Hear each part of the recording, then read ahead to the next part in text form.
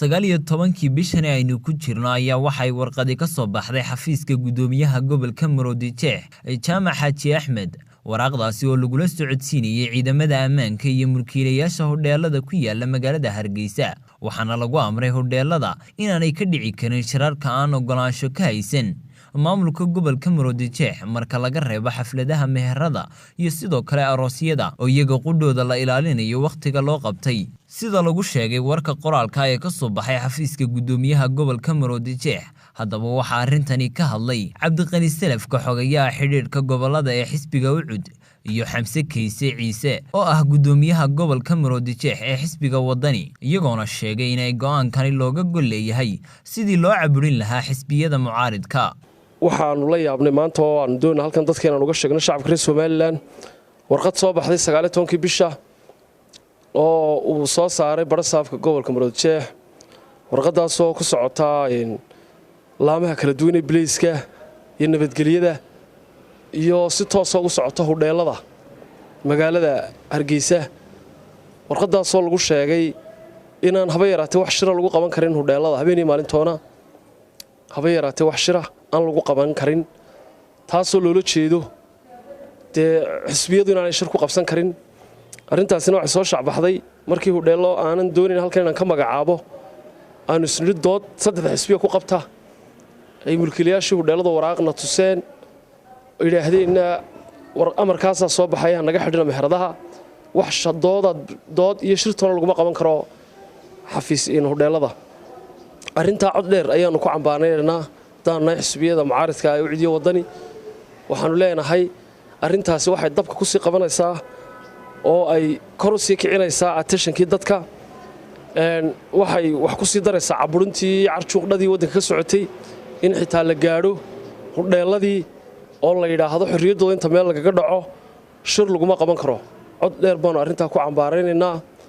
arintaana hore ayay maxkamaddu qaraar ay ku jabinayaan maxkamaddu uga soo saartay waqtiyadii imika ka horeeyay marka waxaanu leenahay sharciga hal lagu soo noqdo xayndaabkii sharciga xukuumadda ha ku soo laabato oo ha joojiso caburinta iyo carjuuqdada iyo dadka xukuumaddu intay buuq samaysatay iyadu ay doonaysaa haddana inay tiraahdo cid baa hadhow mudaharaaday iyo cid baa sidan samaysay